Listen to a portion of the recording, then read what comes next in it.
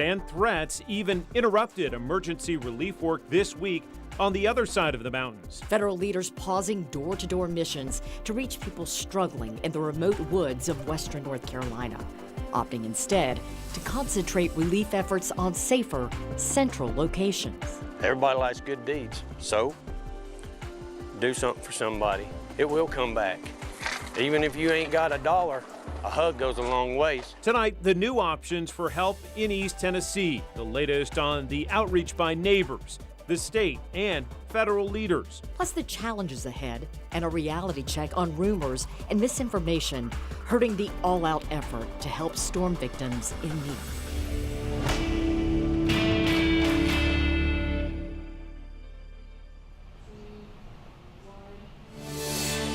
Good evening and welcome to the campus of Walter State Community College in Morristown in Hambly County. Along with my colleague Robin Wilhoit, I'm John Becker, and we are here to get answers to your questions from the various agencies who have been responding to the disaster in East Tennessee after Hurricane Helene caused unspeakable damage. And we have a panel of people who represent these agencies who we have asked to come here this evening to answer your questions about the aftermath and their response to Hurricane Helene. With that, we would like to introduce our panel this evening, beginning with Monica Miles, a public affairs specialist with the Small Business Administration, Nancy Dragani, a senior federal official with FEMA, Steve Borden, TDOT Regional Director and Assistant Chief Engineer, David Roush, the director of the Tennessee Bureau of Investigation, and Special Agent J.D. Anderson with the FBI. Once again,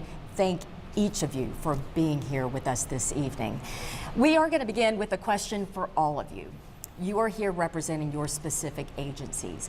How has your agency responded in the aftermath of Helene and certainly the devastation that we have witnessed in East Tennessee?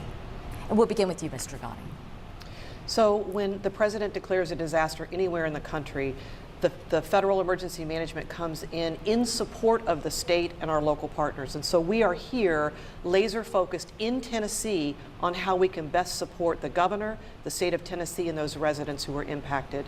In the last 14 days or so, we've had just over 7,500 registrations from households and individuals that suffered during this event, and we've put out just under about $12 million that will go to help those individuals recover. And I'm focusing on individuals because right now that is our focus, although we also have programs that are available for government. Those will take a little bit longer to unfold. Ms. Miles. Yes, the U.S. Small Business Administration is a partner to FEMA in disasters. Although we're titled Small Business Administration, when it comes to disasters, the SBA can provide the states and the counties within the states that were declared a disaster low interest rate disaster loans to the homeowners, the people who are renting their homes, businesses large and small, and to nonprofit organizations. So the SBA has a team of people here who have been deployed to Tennessee to help the people to recover. Sometimes a grant from FEMA, funds from the state that might be available, and insurance proceeds is not enough for an individual or family or business or nonprofit organization to recover. And so sometimes they have to apply for a loan. And so the SBA does have the low interest rate disaster loans. So we have public customer service representatives in the state where if anybody wants to apply for a loan in person, they can do so. As a public affairs specialist, we're here to try to get the word out to the people so that they know that this relief is available to them. Mr. Borden. Yes, so as a Department of Transportation, as part of responding to an emergency of this kind, that response, we're emergency support function 1, meaning that for you to get goods, supplies, emergency people there, you got to have connection. So the first thing is response, right? Stopping people from going through dangerous areas, flooded roads, working with our law enforcement as we do that. And then you get into the rhythm of recovery, and then reconnection. putting these things back online because it's important to the welfare of these communities. We're all in the people business, right? It's connecting people. That's what transportation does. And then the restoration part of that. You know, at the height of this storm, we had 49 state routes that were closed, impacted. Many of these counties were islands to themselves that you couldn't get in or out of. To date, we're down to 15 routes that are closed. But these are major thoroughfares, even two interstates that are impacted by this. So, you know, that's what it is. It's reconnecting, restoring, and being able to help those folks get what they need and recover from this incredible disaster that we faced. Director Roush. Sure. The Tennessee Bureau of Investigation has been working closely with FEMA in our coordinated response. Primarily, the Bureau's response was and continues to be setting up a line for the public to call to report those unaccounted for from the storm. And so we had about a little over 500 individuals that were reported unaccounted for. We've been assisting local first responders in identifying where those individuals might be, and fortunately at this point we have identified the vast majority of those, and most of them are safe with very few fatalities from the storm. And then additionally, we brought our resources in to assist in a couple other areas, aerial support and providing some storm coverage in terms of where the issues are. We've provided some video feeds to TDOT so they know where the roadways have been impacted, as well as to a number of our other partners who are trying to identify what's happened on the ground. And then in addition to that, we brought over our rapid DNA machine to be able to identify those who have unfortunately perished in these storms. And so a number of areas, and then our team is helping with delivering supplies. Our eradication teams have been helping deliver supplies to those areas that have been cut off. So using our ATVs and our side-by-sides to get into those areas. Special Agent Anderson. I'm in the FBI's Johnson City office covering the 13 counties in Upper East Tennessee, the counties impacted by the disaster.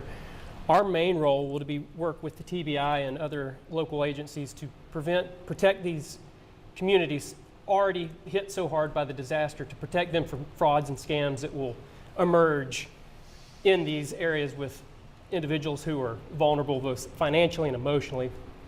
We've also assisted in the immediate aftermath. We've assisted the TBI and the medical examiner's office at East Tennessee State University using some of our technology that we usually use to identify individuals charged with crimes. We've used some of our technology to identify some of the victims that were recovered. Thank you all. And Mr. Ghani, let's start with you. We heard the special agent talk about the scope of this problem, 13 disaster counties. We're trying to get a handle on the urgent need. We know that more than 500,000 people live in all 13 counties. And you mentioned a little more than 7,000 have applied individually through FEMA. Give us a sense of just how many people in this region need some of the basics: food, water, electricity, shelter. Sure. So I think if we think about the 13 counties, and I mentioned this a minute ago, the counties that we're focused on where we see the most impacts on people are Carter, Cock, Greene, Hamblin, Hawkins, Washington, Unicoi, Johnson. Think I got them all. Those 8 counties that have what we call individual assistance. We think that about 40% of those that we're aware of that needed assistance have in fact registered. But what I want to really emphasize is everyone needs to register if they're in one of those counties by calling our 1-800 number, 316-2234, and I need to verify that number for you. But they need to call that number. They need to go to disasterassistance.gov and apply online. They need to go to one of the multi-agency resource centers that Tennessee has set up, because until they apply, they're not eligible for FEMA assistance. And so oftentimes we hear, I haven't seen FEMA or I haven't gotten anything from FEMA, the first question is, have you applied? Because until you apply, you're not eligible. And you say upwards of maybe 60% need to do that very thing, just pick up the phone and call. They need to pick up the phone and call. They can download the FEMA app. They can go to one of those multi-agency resource centers or a disaster recovery center. We just stood one up in Unicoi County in Irwin, or they can call that 1-800 number. As we mentioned, we solicited questions from our viewers, and if you would like to provide us with a question, we ask that you text us at 865-637-1010, and we will certainly try to get your question to our panel members. But this one is from Jerry Paul, and he wrote in, is FEMA confiscating donations and demanding total distribution control of collected items? No, FEMA does not get involved in donations management. That's a state and local and nonprofit organization. And in fact, right up the road in the Bristol Motor Speedway, they have an amazing donation center that the state and local and the Speedway have put together. This is another question we've heard. And again, one of the reasons we're putting this on is to dispel some of the myths and the misinformation that we've heard throughout the last couple of weeks. Again, this is directed to you, Ms. Dragani. Is it true that FEMA is IDing a $750 payment to flood folks as a loan? Do they have to pay it back? No, they do not. So there are a couple assistance programs that people may see fairly quickly in this operation. One of them is what we call serious needs assistance. And based on the new fiscal year, it's actually $770. It's gone up just a little bit. But that's a program that's a grant. People do not have to pay it back.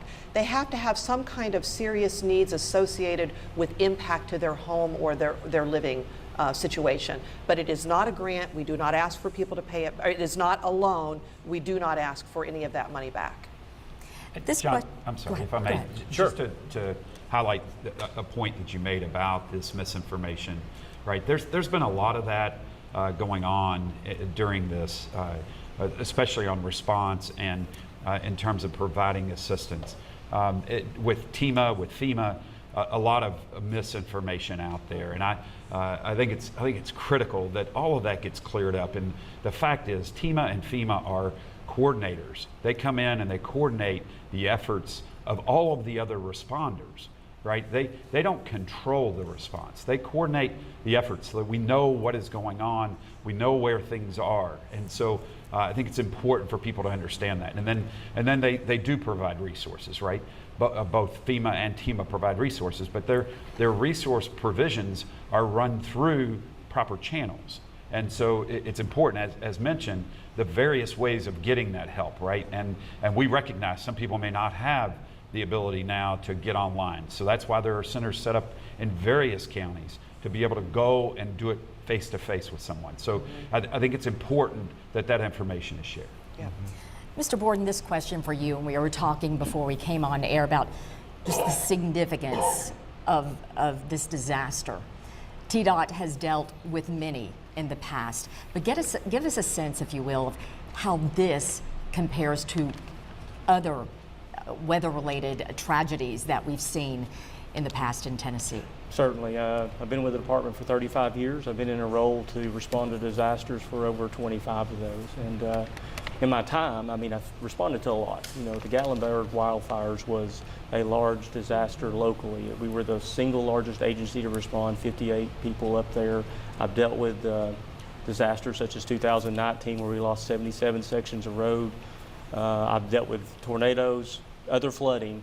The scalability of this is way beyond anything that I've ever experienced. This is when you talk about the size and the scope, we're talking about places where the river has changed course. We're talking about, many people have seen the videos of State Route 107, the bridge collapsing, right? And then you see the water overtopping a bridge that is 80 foot above the channel. There's a 70 to 80 foot wall of water that washed through that valley on that Nolichucky River. You're talking about 1.2 million gallons of water per second going over the Nolichucky Dam. To put it in perspective, Niagara Falls is only 700,000 gallons per second. We're talking that type of scale, and certainly it has impacted the lives of so many towns, people with such great loss, infrastructure, whether it be utilities. It's a large scale. Ms. Miles, you mentioned the Small Business Administration is here helping out. Can you give us the sense of the scope of your work and how many businesses are looking for help right now? So far, a few hundred applicants have applied to the SBA for a disaster loan. And so we're in the beginning stages here in Tennessee. So those are homeowners, people renting their homes, the businesses, and the nonprofit organizations. Most of the applicants are typically homeowners and renters who actually apply to the SBA. I wanted to just pass along the FEMA number. It's 1-800-621-3362. Again, if you need help, call that number. And just following up on that question, how do survivors get in touch with FEMA if they have no electricity or phone service? We saw this in the early days. That's getting better, but if you wouldn't mind answering that question as well. Certainly, there are a couple ways. Obviously, if they have cell service, they can download, but you said no phone or no cell service, no electricity. I would encourage them, if they can make their way to one of those multi-agency resource centers or the disaster recovery centers, to take advantage of that. There are people there that can help them through the application process. In addition, in some counties, we are sending people on a door-to-door basis with local responders to actually touch base with people where they are. And we're setting up mini DRCs, if you will, in places like libraries, common meeting areas, volunteer fire departments. We're in every one of those 8 counties that I mentioned, though. Special Agent Anderson, you mentioned scams. People are at their most vulnerable, one of the most vulnerable times in their lives. What scams are you hearing? What are you seeing? And what can people do to avoid them? Absolutely. You know, disasters bring out the best in individuals. It also brings out the scammers. And there's a few different types of scams that will no doubt appear in the aftermath. One would be a charity scam where someone steals donations that should go to victims who really need it. Other scams are contractor scams, someone who will take your money promising to do home repairs and then they don't do those repairs. And then the one that I would assess that region is most vulnerable to is just a play on scams that are already out there. And there's professional scammers all over the world, and they know to prey on individuals who are emotionally and financially vulnerable. And so that scam could look a lot of different ways, but it would be someone posing as a representative of FEMA or a relief agency and asking someone for information and tricking them into giving their bank account password or bank account PIN, or asking for money before they'll provide money. And so it could look a lot of different ways, and one of the main ways to prevent it is just what we're doing tonight, in awareness and getting the word out that relief agencies are not going to ask you for money before they're going to provide you with relief. They're not going to ask for personal information. Generally, they're not going to reach out to you unsolicited. And so all of those would be red flags and to be aware of and to watch out for if you're in contact with a relief agency. And then in terms of if you're not sure if there's suspicious contact that someone's made with you, you can call us, 1-800-CALL-FBI. You can also submit an online tip to us at tips.fbi.gov. Submit it, we'll follow up. Those all come to me in Johnson City. I'll review them and we'll follow up with a phone call to make sure that you're informed, that you're aware, and that you know that you're not talking to a scammer. We are getting to some of the questions that you have submitted to us for our panel of experts here. Just a bit of breaking news. We're learning that the Transportation Secretary is coming in to meet with TDOT in East Tennessee to look at the infrastructure damage on Thursday. So that's happening. Again, the national focus is zeroing in on East Tennessee on Thursday. And Steve, this question for you from one of our viewers: can you stop the tractor trailers from utilizing county roads in 2570 while we try to recover? Certainly, that's one of the things that we do work on as far as we have detailed routes for trucks right now. A lot of these roads cannot handle trucks. You know, you're not going to take a truck down 129 on the Dragon. You're not going to go through 165. And so we work very diligently to put that information out there, working with the trucking companies. At the same time, our law enforcement partners are there alongside of us as well. So for instance, on I-26, we were able to open a section of that down to Irwin to get the connectivity for emergency services and redundancy for the really hard-stricken place there in Unicoi County and Irwin.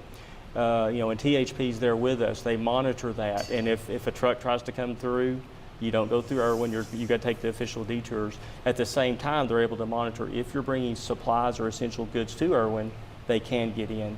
And so a lot of that is we work in partnership with our local law enforcement as well as our THP. I've been working very closely with North Carolina Highway Patrol as well, and their Department of Transportation as we join a lot of these routes to make sure we're in constant communication of where traffic can go, what type of traffic can go through certain areas, so that we best get the proper traffic on a suitable route. You know, our truck route right now is 8177. It's very important and critical for folks to understand that. One of the best things you can do to help the areas that are in need right now is to let the people that are trying to minister to them, to bring aid to them, to be in those areas and not get in that way. Just a quick follow-up to that. Yeah. We know roughly 30,000 drivers use I-40 from Tennessee to North Carolina every single day, based on your reporting. We know it's on the North Carolina side that we've seen that major damage. At last check, they were saying months before that would be fixed. Is that still, you think, a good estimate? Certainly. So we coordinate with North Carolina. Matter of fact, I met with them this Thursday. Every 2 weeks, every Thursday, we go and meet together to look at our two sections. We both have extensive damage, just like we do on our side. Have some significant failures. But the one thing that we are going to do is try to create connectivity. There's twofold reasons. And so early next week, we will be able to, for local traffic only, be able to reconnect the Interstate I-40 on the westbound side, one lane in each direction, to the Waterville exit.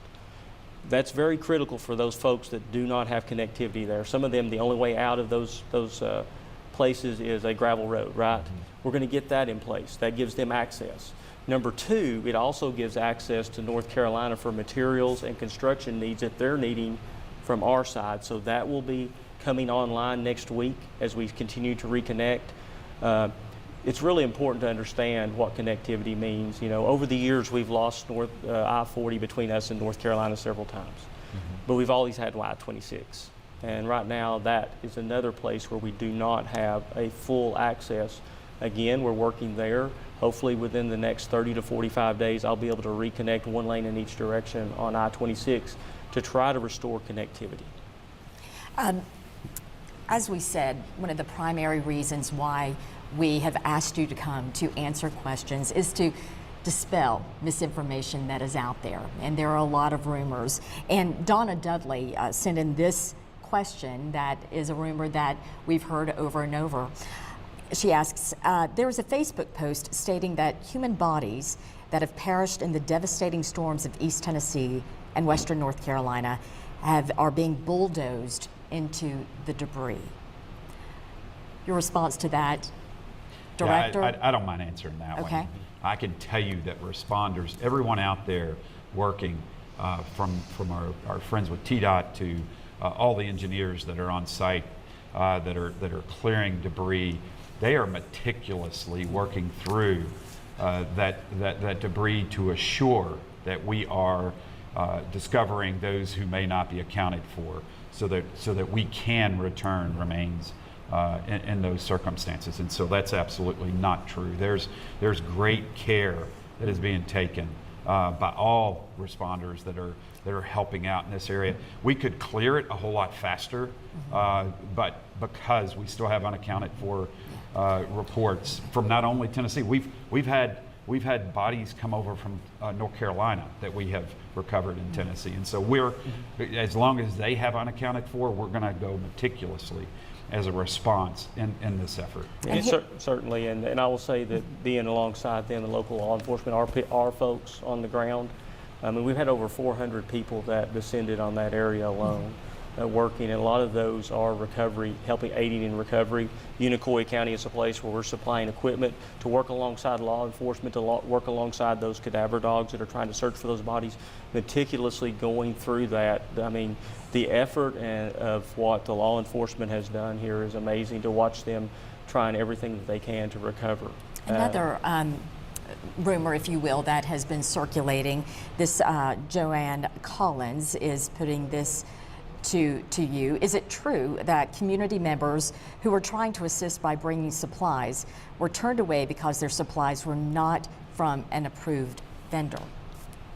Anyone can speak to that? I don't mind. I've been in meetings with our partners with FEMA, and that's absolutely untrue. What's happened is these areas have been saturated with donations, and now that we have stood up the center at Bristol Motor Speedway, it gives a location for donations to be able to be collected that have the space to be able to collect I mean, it's an amazing response, and supplies being brought. The counties were not able to store anymore. With the devastation already they had, and then all of the help that was coming, they had nowhere to go. They had nowhere to put it. And so that's the reason that Bristol Motor Speedway is being utilized as a collection point for donations. And so they haven't been stopped. They've been rerouted to that location for coordinated efforts. You hinted at it, Director Roush, but you narrowed the missing list down to a few people. We have a question about how many people you have confirmed actually died or are still missing on the East Tennessee side of this disaster. Right. So we know 16 fatalities right now is where we stand. We still have, I think the last number was 6 that we believe are still unaccounted for and potentially deceased at this point. And that's, again, those are what's been reported. So there may still be others out there that have yet to be reported. And so we continue to get reports of folks who are unaccounted for. So that number moves daily, but that's the last numbers that I have. This question texted into us. Is it true that you have to get flood insurance if you receive money from FEMA? Must you have flood insurance? If you receive an individual assistance grant from FEMA, which is the money that goes to individuals and households, there will be a 3-year group flood insurance program that FEMA will purchase on your behalf. And that will come out of the individual assistance program that you receive. So you don't have to purchase flood insurance. FEMA will purchase that flood insurance for you for 3 years, and there may be a maintenance requirement then after that. We also had a quick question about utilities testing water and whether it's dangerous because of pollutants. Is that something any of you have handled, or should that be a question for the EPA? I think that's probably a question for the EPA. Okay, we'll do that. You can only get, 5 at once. Another question from a viewer. What is the detailed process of how money goes from the government through FEMA to individual states for disaster relief? So when the president declares a disaster, the president will declare different programs available. In this case, for those 8 counties got what we call individual assistance as well as public assistance. The additional counties got public assistance, which helps governments respond. It defrays the cost of organizations like TDOT or Tennessee Bureau of Investigation. When FEMA comes in, we set up a joint field office, and we work. I hate to interrupt you, Ms. Dragoni, but unfortunately for this part of the conversation, we have to cut you off because we will continue over on 10 Plus, but we have to get to the 6 o'clock newscast on Channel 10. That's right. And with that, 10 News at 6 starts right after this. Special thanks to Walter State Community College. Apologies, but we'll continue. Please do continue that answer, just because I think if you can restate it, it's important for our viewers who are watching on 10 Plus to hear that. Of course. So when the president declares a disaster for a given state and for the counties within that state, there are programs that are made available. One program is public assistance, which is the monies that help defray the cost of government to respond and recover.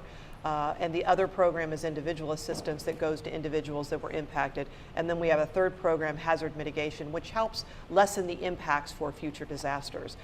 The money comes in the form of assistance to the state in terms of public assistance, as well as those individuals. We'll set up a joint field office. We have area field offices. We put people in the field to help individuals apply for that assistance. It comes from a disaster relief fund that is a fund for FEMA to use for these kinds of disasters.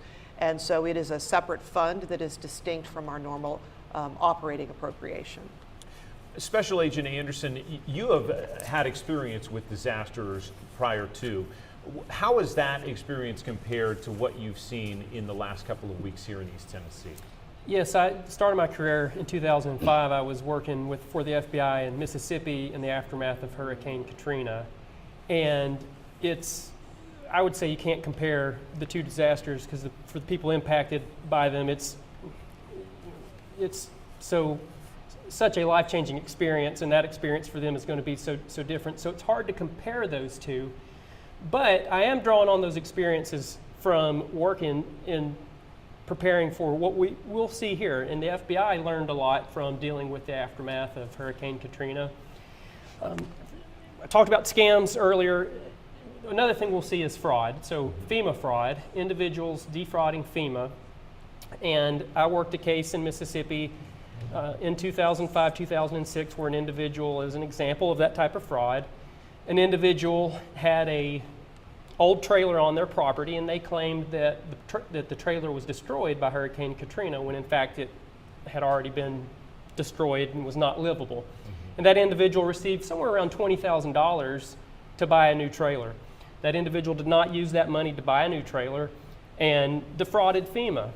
And so we're also, in addition to the scams, we're also going to be proactive and work with TBI, FEMA, other agencies in this region to combat, investigate, and prosecute individuals who defraud FEMA. Individuals can make false claims, they can steal identity and get funds which should go to a legitimate victim. And so that experience in 2005, I think, has not only prepared me, but also prepared our agency to have the infrastructure to better handle and better respond to those type of fraudulent situations. You know, that type of fraud may seem like you're cheating the system to kind of go around and get money from the government, get money from FEMA, but you're really stealing from your neighbors when they need it the most. That money needs to go to the people who were actually victimized, who have been devastated by this tragedy. Yeah, those are American tax dollars that end up in somebody's hands who don't need them. So, you know, I don't think you can ever be fully prepared. You can prepare for an event, but can you be 100% prepared? As a small business owner, Ms. Miles, how can those owners be prepared for that next event that may just happen? Yes, actually the SBA and I think FEMA as well are really trying to get the public more involved in trying to prepare ahead of time and to avoid the type of devastation that can result. SBA does have loans that are called mitigation loans. If an applicant, a homeowner business, a nonprofit applies for a loan for physical property damage, they can also apply for a loan for a mitigation so that they can build back better. Maybe they need a retainer wall, a sump pump, something of that nature. And so the SBA is actively trying to increase people's being involved with that type of thing, to think ahead for just in case another disaster comes their way. You said something, build back better, and that leads me to Mr. Borden. There's going to be a lot of repairs, a lot of construction from this point to who knows how long. As TDOT rebuilds and repairs, can we expect these bridges, these roads to be prepared for that next catastrophic event? Yeah, certainly, and that's one of the things that you try to prepare for. A lot of the bridges that we lost had a lot of age on them. I've got one that was an historic bridge that was built in, I think, 1929. A lot of this infrastructure did have some age to it. in the sense that it was in the 40s and 50s. The newest structures were around the 70s and one in the late 80s. That being said, all of these will be built to modern standards. They'll be improved. But to consider the scale of this disaster, and you're talking about a 1,500-year flood event, it's pretty historical.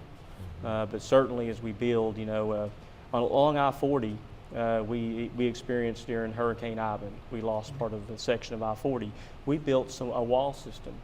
It's interesting, that wall system's still there, and we're mimicking that for the new repairs. That's one of the things, the lessons learned as you rebuild, is that to find those things that work, and that we're installing those along the foot of that section of I-40 to be able to make sure that happens. There is a lot of work there to be done, but the thing is, everything will be brought up to modern standards. Everything will be brought up to the best that we can to try to be resilient. I mean, one of the things in transportation, you want to be resilient. You want resiliency, and that's one of the things that our goals. One of the other questions I just got via text from a viewer named Bob is, what is the quickest or best way to help bring goods or send a check? Ms. Dragani, maybe that's a question for you, and if any of you have an answer to that, please weigh in, but let's start with you. You know, what I would ask individuals who want to donate to do is contact their local officials, or certainly if they're in the impacted area, contact your county mayors. We're working with them on a regular basis. Reach out to TEMA. TEMA may have a number that they can call to donate. Use official sources, whether it's the American Red Cross, TEMA, or United Way. Use official sources to donate so that you know that it's going to the folks that need it the most. And Director Roush, you mentioned this, but Bristol Motor Speedway has been a great hub for these donations of people giving water, gallons of it, and is that something that's still needed, or do you think it's better to funnel donations monetary-wise through the Red Cross, through other agencies like Mission of Hope or other bigger charitable organizations? Yeah, so I would direct folks to go to the TEMA website. It has a great list of those organizations that are working closely to assist in this endeavor, and as well as if you want to know what would help, is go to that site, call the number on there, and be able to talk with someone and ask them. I have a sister who lives in North Carolina. She called me about a small group that she has that does bags that that are made of cloth rather than plastic or paper, so that items can be delivered without falling out of the bag, right? And so I connected her with that donation number, and they gladly accepted the donation, and so they shipped that to them at Bristol Motor Speedway. So that's the collection point, and if you want to know what they can use, call them. They'll tell you what the need is, and so all of that is on TEMA's website. Thank you. Mr. Ghani, I think you can speak to this. A viewer saying, can you speak about the threats in North Carolina and the impact it had on recovery efforts? And the backstory to that, this past weekend, some FEMA workers were working in North Carolina. They pulled back because of some threats made to them. There has since been an arrest.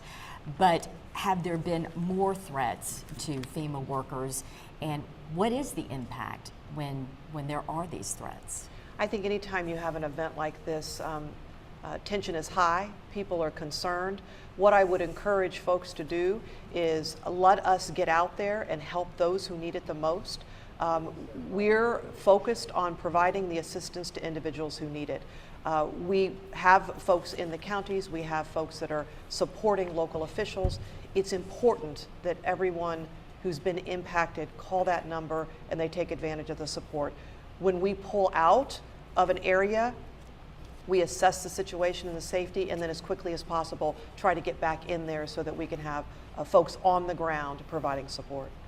Have you, and this is for all of you, have you experienced the misinformation, disinformation in other instances compared to what you're dealing with now? Is this, does this top any experience from the past when it comes to this information that is getting out there that is simply not correct? There's always misinformation in every event because people hear one thing, perhaps their neighbor gets something and they don't get the same amount, and so they wonder why. So misinformation occurs in every response. I think that we're focused on making sure that we can address the misinformation for this response. And I don't know if you have more that you want to say. No, I would say that you know, as technology continues to expand and the ability for anyone to go on and expose a story and claim that there's fact behind it.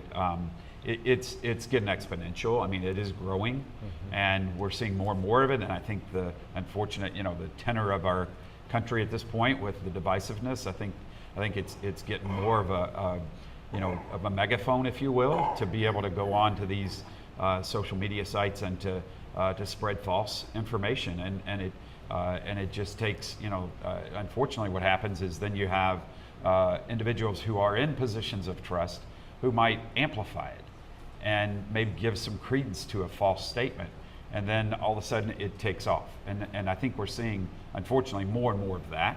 I don't know if it's worse but I know we're seeing more incidents than we have in the past. And at the end of the day, that just hurts those who need the assistance most, because they may be afraid to apply. They may question those who are in their communities helping them. And I think that's the real tragic piece of the misinformation. Special Agent, do you have anything to add to that on whether this is whack-a-mole for you and the FBI? We all see the work that everyone's doing, regardless of the misinformation. It's been my experience. I see the work our agents are doing. I see the work that Director Roush's agents are doing, FEMA, TDOT. We see the work that everyone's doing, and regardless of the misinformation, there's good people out there doing all they can to help the individuals in this region. Mr. Borden, you talked about the long-term recovery. Ms. Miles, I want to bring you in on that conversation as well, because you're very much looking not just in the next few weeks, but months and years down the line, that you want to keep these businesses, bring them back to whole and even better than they were. Can you speak to that a little bit, and Robin's question in terms of that part of our infrastructure? Well, the SBA's program does also address that, especially with respect to businesses, because we also have a loan program with called Economic Injury Disaster Loan Program, the EIDL, where if a business had to close for some days as a result of the disaster, maybe utilities were off, roads were closed, their workers or their supplies were not able to get in, their customers were devastated by the disaster, they're not making purchases, and if they're not able to pay their ordinary and necessary bills, they can apply for an economic injury disaster loan with the SBA. And that goes on for can go on for several months, depending upon what their needs are, to make sure that they're able to build, to stay in business and to pay their bills and pay their workers and everything of that nature. And specifically, what's the interest rate that you're dealing with if you were applying for one of those loans? Right, for a business, the lowest interest rate is 4%. It can be higher. For a nonprofit, the interest rate is 3.5%, and for a homeowner or somebody renting their home, our interest rates are as low as 2.813%. Let's talk about flood insurance, and that's one thing we've heard over and over. I've lived in an area, it was not in a floodplain. It obviously destroyed my livelihood, my home. What should people do in those situations as they're looking to build back? Should everyone get flood insurance, especially in a situation in which we never thought we would see such flooding in this region? So we have a saying in FEMA that if it rains, it can flood. And we are seeing floods happen in places that historically have not flooded. So I would encourage everyone to consider the purchase of flood insurance to protect what is usually one of their most valuable assets, their home. If you don't live in a floodplain, the flood insurance is relatively inexpensive. Last time I checked, it was around $600 a year. But if you think about losing your home, that's well worth the cost if you don't live in a floodplain. And can anyone get flood insurance? Anyone who lives in what we call a participating county can get flood insurance. So if your county participates in the flood insurance program, it doesn't matter if you live in a floodplain, it doesn't matter if you don't live in a floodplain. We hear both of those things as misinformation on whether people can buy it. The real qualifier is, does your county participate in the floodplain program? And if they're a participating county with the National Flood Insurance Program, then you can buy flood insurance. Do most counties participate? I don't know what the percentage is in Tennessee, but we can certainly get that for you. And we do know, just from our reporting, that it's in the single digits really across every county. I think in East Tennessee were the numbers we were looking at. It's a small number of people who actually do what you're saying. Sure. Yeah. So, I mean, we've all lived this for the last couple of weeks, and it's been absolutely heartbreaking to witness. You all have been in the trenches helping. Are your agencies prepared? Have you learned best practices from this to be ready for the next situation that may play out? What have you learned? What lessons learned from this? So I think we talked about previous disasters, not on the same scale. We learned a lot from those. Certainly the response, the coordination with our other agencies. I mean, you walk in step with the other agencies. We depend on each other. I've got people in the EOC. We're constantly communicating to make sure that we get our resources and assets to the places that are needed, right? I think there's a human element there too. One of the things, and we work at, when we're in the midst of the storm, we're focused on getting things done. We all know that we have people out there that, as you said, are in these situations, and there's a human element of, hey, when I get done working, sometimes you need help for your employees. We found that that's very important to go ahead proactively have that there, because we have people actively recovering deceased people that are there. You're seeing destruction of your own community. You know, TDOT is a unique element in that our offices are located in every county. The people that work there do life with the people that they're serving. They go to church with them. They eat at the restaurant with them. When they see what's going on, it's up close and personal to them.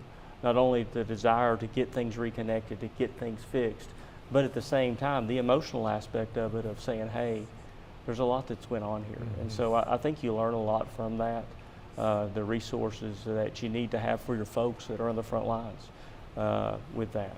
And I think the communication is key. We succeed because we communicate.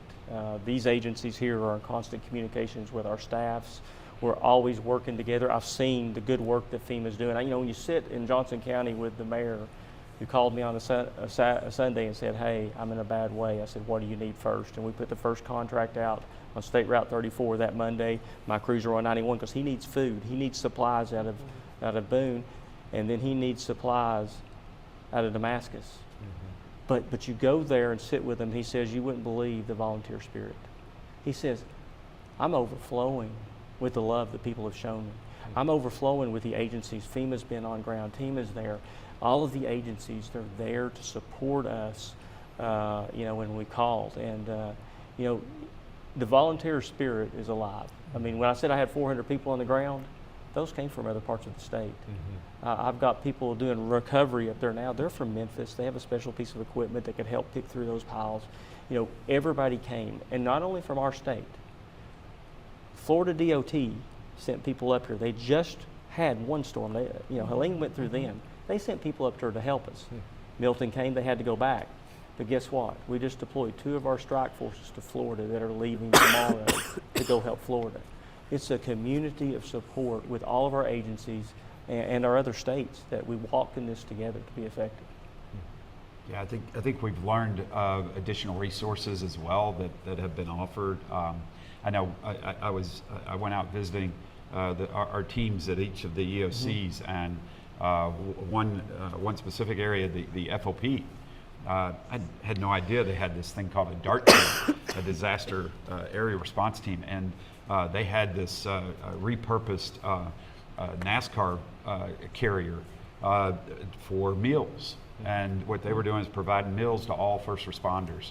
And they set up and they were, and they said, we're going to be here as long as it's a day or if it's 1,000 days, we'll be here. And they're there serving all the first responders meals, which if you think about it are critical as you're working around the clock, right? There's no other way to get nutrition. And so in order to keep going, right, they're doing that. But then additionally, the FOP, which was surprising, they also then provide assistance to those responders by those whose homes were destroyed.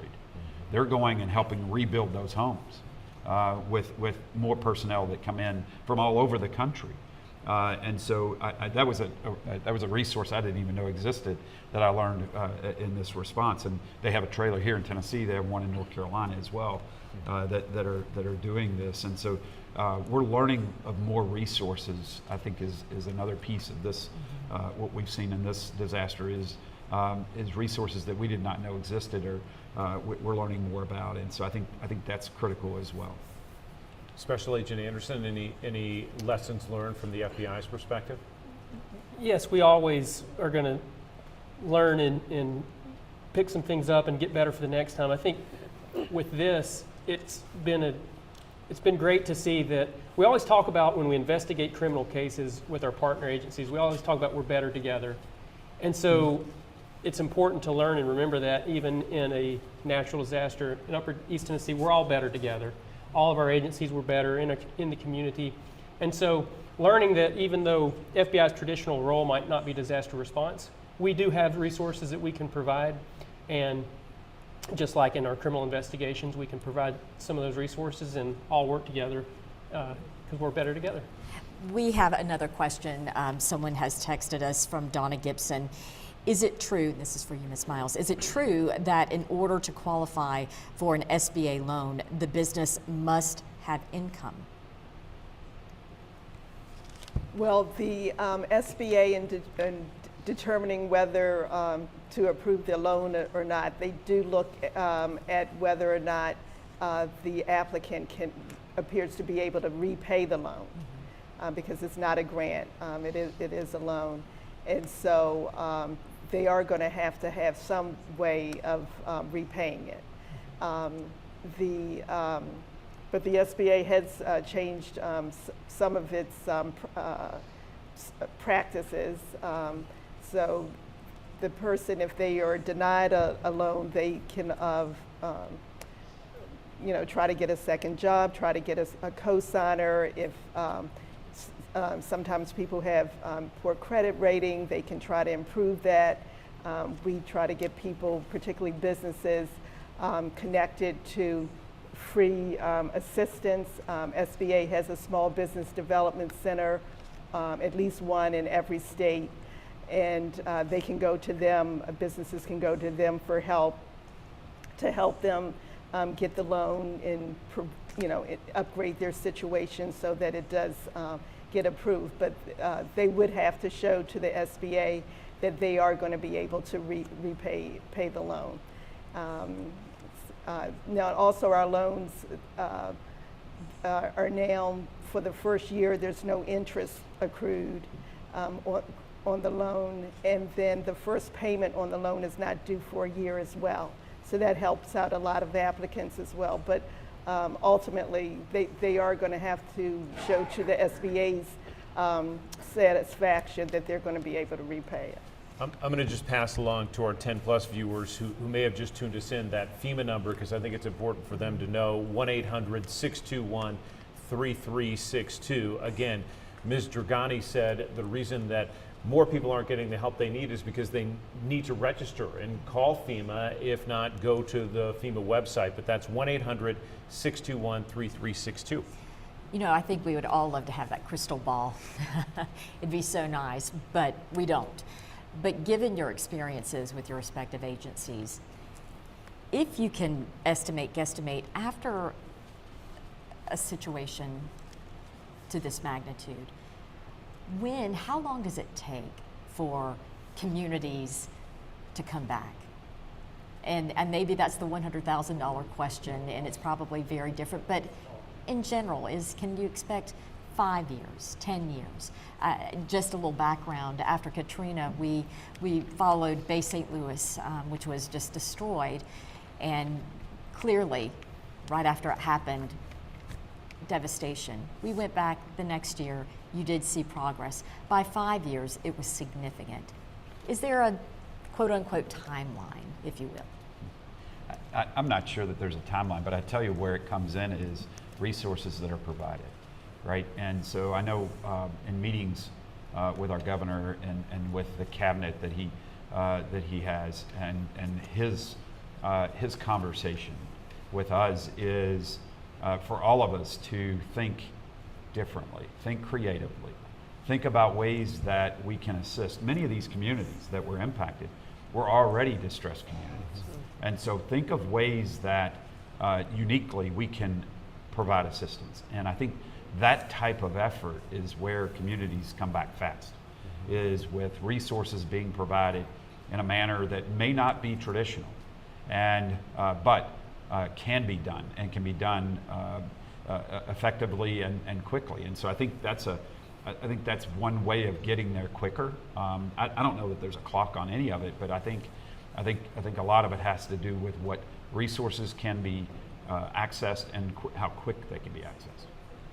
I know we've got to go in about 6 minutes, but let's just go down the line if we could, and just some closing thoughts on anything that you as panelists think we need to pass along that we haven't talked about tonight, or something looking ahead in the future. And Mr. Borden, let's start with you and TDOT. Okay, so yes, I do think some of the things are, and I always encourage people to go to our website. We have a smart way. It's a great thing. You all talk about it a lot. There's a banner there. There's a lot of good information on what's open, what's not open, and we are sending out information daily on updates, right? Key moments over the, we have had a rhythm of a lot of stuff coming online really quickly. That's going to slow as we get to the bigger projects. I will say this though, you touched on it with Governor Lee and for me, Commissioner Ely as well. They took the handcuffs off of us and said, look, you go help people.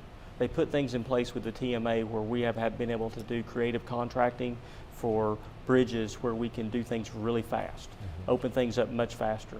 I think that vision and forethought with the TMA has allowed us to run at a faster pace. Certainly we're going to be in communities. We're still going to be able, I would tell my staff all the time the same thing. I might not always give you the answer to the question you're asking, but how can I get to a yes to meet your need? I got to look inside to figure out to be creative, and that's the thing that we're about. We're about helping communities. We're connected because we help. As we go forward, there's going to be a lot of information. We're going to work really hard, really fast, stay connected to that. You all do a great job, obviously, with your agency in the news. You're a great voice for us to be able to get that information. Director Roush? Yeah, I think critically, our team will continue to work with our local policing agencies and assuring the safety of all these communities, right? And I tell you, that's where the power is in Tennessee, as was mentioned, we have a unique situation with our policing in Tennessee. It is the tightest policing community I would tell you throughout the country. Our local, state, and federal partners all working together all the time. There is no hierarchy.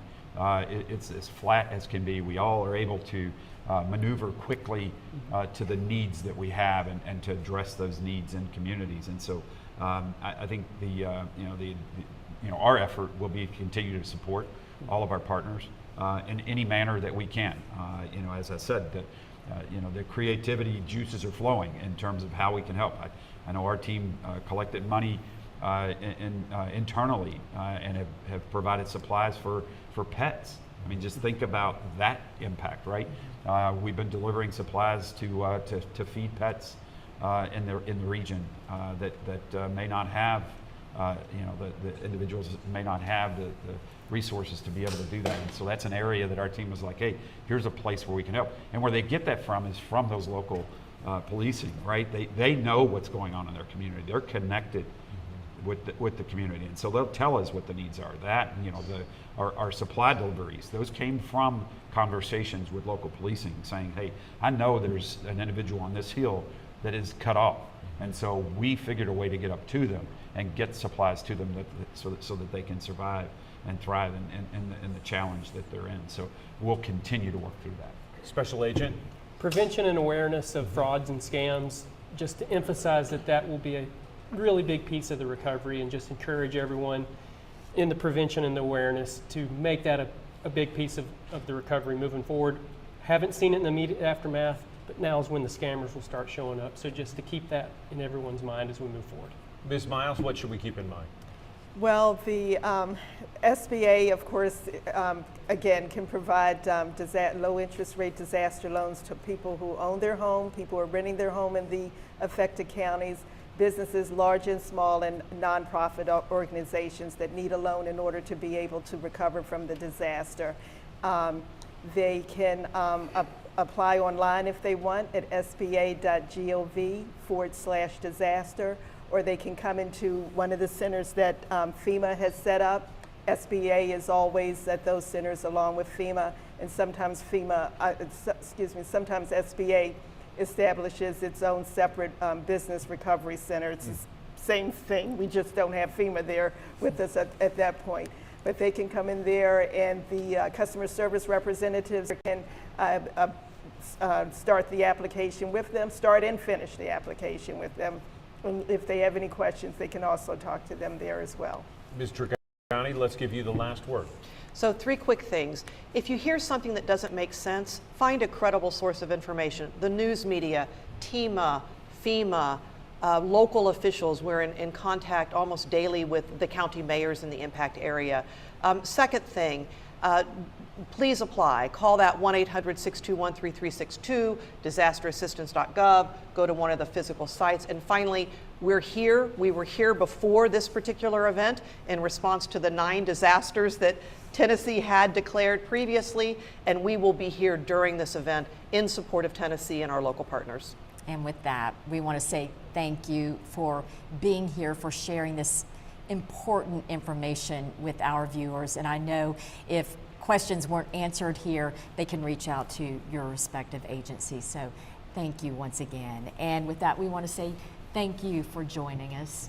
Have a great night. Walter State, thank you for hosting. We appreciate the time, and thank you for watching on 10+. We'll see you soon.